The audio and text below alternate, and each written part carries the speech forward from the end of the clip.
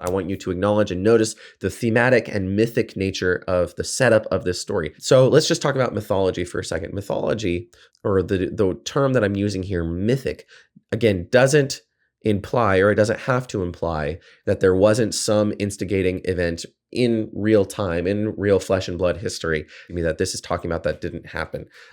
What I'm saying is the mythic nature of the setup of the story is that it is setting this pattern that is so foundational to human psychology, that is so foundational to human reality, that is so foundational to our experience of the world, that it is telling a story in such a way that it's like, here is the story of all stories when it comes to this topic. And of course, this topic is about the hostile brothers, the murder and the hostility between people groups, between persons, between individuals, even more so than just people groups. The idea here is that there is a foundation layer of human societal development, right? And of course, it feels mythic only because it's so foundational in how it's setting things up. Here you have two individuals who come from the same mother, who are irreconcilably opposite of each other, right? The idea is questioning, why are we so different from each other? Why do I find myself having such a hard time getting along with the people around me, right? Why do I find myself to be so different? Why do I find myself at odds with other people at different times? Why is there hostility? And here you have the most foundational layer you can get. You have a mother and two brothers and hostility between the brothers. And so you can see how this is painting a picture that is really important as a foundational layer, sort of that they stand as these archetypes, as I said, these first patterns or first of the pattern, these first examples of really something that's going to happen time and time and time and time again throughout the Bible and throughout history. So let's look at Cain and Abel. Cain is said to be a tiller of the ground, and Abel is said to be a keeper of the flocks. It's at this point in our meeting that I asked the class what they really thought this means. And ultimately, I'm glad that we came down to, because I believe this is the truth of what it's trying to tell us, that Cain being a tiller of the ground and Abel being a keeper of the flocks, it's really talking about the space in which they are inhabiting, that they are opposite spaces. What does that mean? So Cain being a tiller of the ground, this is a way of saying that Cain's space and where he lives is located, it's planted, it's rooted. Because if you're a tiller of the ground, if you're a farmer, if you are someone who is working with crops, that keeps you in a location. It keeps you steady, and it keeps you in a space where you can start to build a city.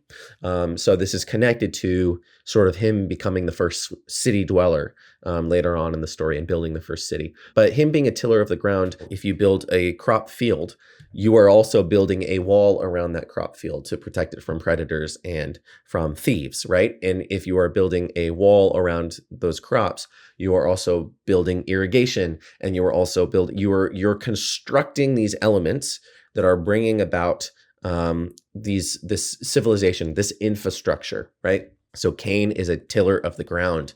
Of course, this is not a bad thing.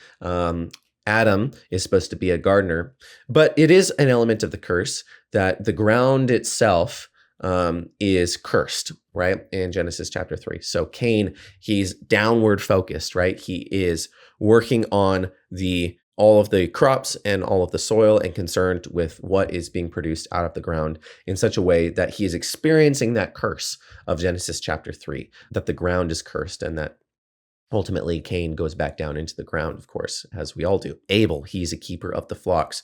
What we said here is that being a keeper of the flocks, it's nearly the opposite, or virtually the opposite of what I just said about Cain. So Abel, instead of being located in a space, planted and rooted in a space, Abel is a wanderer, right? What do you do if you have flocks? You wander with them. You lead flocks in pasture land. So the idea here is that while Cain is looking down as he tills the ground, Abel is looking with his eyes up, looking to where he is going. looking to where he can find green pastures for his flock. There's something a bit more fatherly or motherly, you could say, about Abel being a keeper of the flocks. There is a care for the animals that is happening here. So again, they're both sort of relatively working out the purpose of Adam and Eve in the garden. But Cain, again, he's dealing with the curse of the ground, while Abel he's sort of doing that more idealistic thing about naming the animals. He's interacting with the animals far more. And again, he is in pasture land. So he's not located in a particular spot. He is walking and he is journeying and sojourning in the land. And we'll talk more about that in a second. Let's just look at their names for a second in the Hebrew and what they mean. So Cain means to smith, or to make or to create something, right? So the name Cain is linguistically connected to the idea of smithing or crafting. Interestingly, this is a thematic connection with what Cain and his genealogical line will ultimately be famous for: the origins of human society, urbanization, and technological advancement. So the idea of smithing, crafting, making something, that is what you were to associate with the idea of Cain. And who Cain is the line of Cain is the line that continues to create order, you could say. But is that order a good order? It's a sort of twisted order. It comes out of this death of Abel. So technological advancement, urbanization, human society and human development, technological revolution, it is embedded within this story and within the person of Cain and in the line of Cain. And we'll continue to talk about that in a few minutes. Let's talk about the name for Abel. The name in Hebrew for Abel is Hevel. And Hevel is what is used, if you've read the book of Ecclesiastes, for example, the word that translates to vanity or vapor or meaninglessness. Don't draw too intense connection there about the meanings. The point here is that Hevel, it means mist, or it means vapor, or it means smoke. And so Abel's name, otherwise used in the Bible to refer to vapor or a puff of smoke, the fleeting nature of Abel's life might be perhaps the reason or the indication that is being given here. Abel, of course, will be the first death recorded in Scripture, even though it says of Adam, this day you will die. And of course, there's a spiritual death that is involved there, but Adam himself is still walking. And so he's not just the first death, but he's the first murdered. It's a premature death, you could say. It's a death that is not a natural death, but it's a death that comes out of violence. It's a death that comes out of a sin act of Cain. So there could be something said there. This idea of vapor, this idea of sort of Abel's life was taken in vain, right? Or there could be another aspect that Abel, of course, he's more concerned in his psyche about the sacrifice that he's going to make. And so then he is about Cain. So maybe, Cain is concerned about building the city, where Abel is concerned about the sacrifice itself. Why is this connected to sacrifice? Well, I'm talking about the smoke that will rise from the sacrifice. That's a big deal in regard to sacrifices, is that the sacrifice is turned into an invisible quality, something that is transitioning back into the heavenlies, we could say, as the smoke rises up into the heavenly realm. So that's sort of the difference reflective in their names of these two figures. One is concerned with the making, with the building, with the tilling of the ground, the sort of development aspect of human society. And Abel, of course, the other, is concerned with wandering the pasture lands, with the sacrifice, you could say, with raising the pure flock, with raising the pure sheep. Okay, and these are painted as sort of opposite. They're painted as sort of different things in Genesis chapter 4. So of course, we have Cain and Abel. They're the offspring of Adam and Eve. They're two brothers at the door of the garden. We're going to explain through that, or I'm going to explain through that in just a minute. So Abel is a shepherd of the flocks. This is just sort of a recap or summary. Cain is a tiller of the ground, meaning he's a city dweller, versus the pasture dweller, who is Abel. Cain is the first murderer. Abel is the first murdered. And even there you have, just think about that thematically, you have archetypic. It is archetypes, the idea of the first murderer on the earth, the first murdered of the earth, and what that means for every sort of manifestation of what it means for a murderer and a murdered person to be in a story. In the story of Cain and Abel, you really have the origin of all of human violence, according to the Bible. Abel is conceived of as the first slain prophet, and we're going to get into that. That's going to be immensely important in this story. And of course, Cain, the founder of the very first city, also sort of directly connected to Cain being the first slain prophet. So let's get into this flocks thing a little bit more. So Abel is described as a keeper of flocks in contrast to Cain. Notice the implied nature of a herdsman, one who wanders pasture land in hunt for provision for himself and for his flock. The inherent nomadic and nature-focused lifestyle of a shepherd is universally conveyed in the Bible as a kind of idealistic way of life in which one lives off the land and relies totally on God's continual provision. So there is a very, very obvious bias, I could say, in the Bible and in the biblical writings against this idea of human construction, right? The idea of human construction versus what nature provides.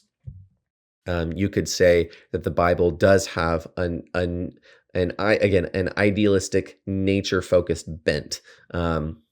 So one example of this I can give is the difference between cisterns, which are these hollowed out caverns that ancient people would use to capture and hold on to water.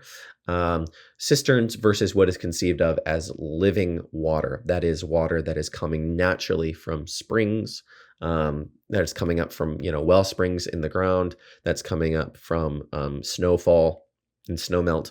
So it's really interesting, how these things are painted, that the cistern is a broken system. And a cistern is you're trying to hold on to provision for yourself in such a way that it's speaking to something about your soul, right? That ultimately the cisterns end up broken, whereas you should be looking for the living water, the water that never runs out, right? And another example of that would be something like this, in that the shepherd is a herdsman who wanders, you could say, very perilously through realms that are not exactly fit for living. They wander in wilderness. They wander in desert looking for grassland. Of course, why are they doing that? You're taking your herds into less ideal places where only grass can grow, not the most lush places. It is in those lush places that you are tilling the ground, that you are bringing about fruitful produce.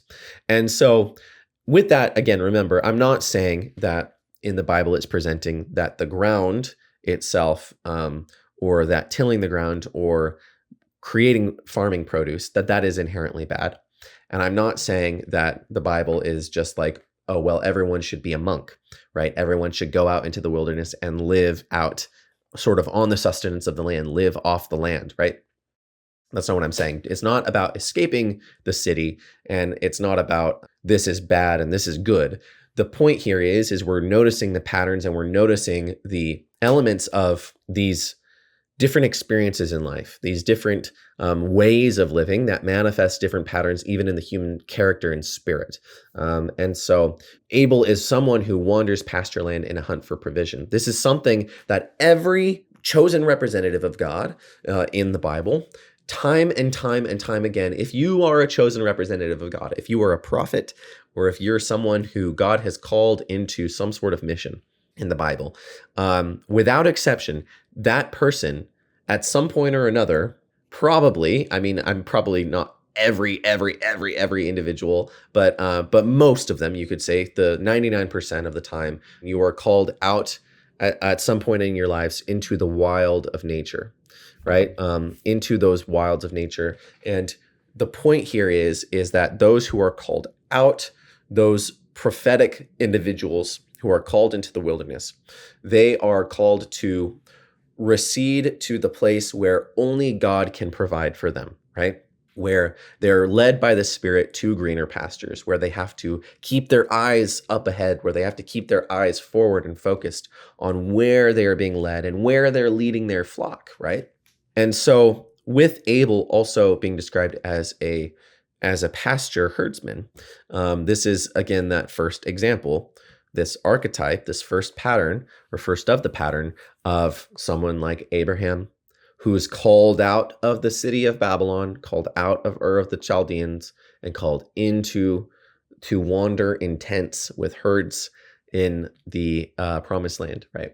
Moses, who's called out of the realm of Egypt, called out from his role as a prince of Egypt into the land of Midian, where he is wandering the wilds as a herdsman, as a shepherd. Of course, David, it's sort of the reverse. He's not called out of his city, but but he is spending his life as a shepherd boy, where now in his later years, he is building a city, right? The first idealistic city in the Bible, you could say, which is Jerusalem, of course. And so you have these figures, even Jesus himself. Not only is he called the great shepherd, but he spends his time wandering in the wilderness, of course, in the same way that Israel wandered in the wilderness, looking for the manna provision, looking for the moment in which bitter water will be made into sweet water. The water will come out of the rock. The cloud will keep them shaded by day, and the pillar of fire will light up the night. It's this idea that you're in a valley of shadow of death, right? But the shepherd, the great shepherd, who is God, is leading you as you are leading the flock. So you don't really get that if you're just reading it just for what it says right there in the text. Cain is a tiller of the ground. Abel is a shepherd of flocks. But if you understand everything within the greater context of the biblical narrative, the biblical story, and you sort of think about it, you meditate on this for a little bit, you'll come to see that this is tapping into a pattern that you see throughout the Bible about the difference between pasture and city and what that means.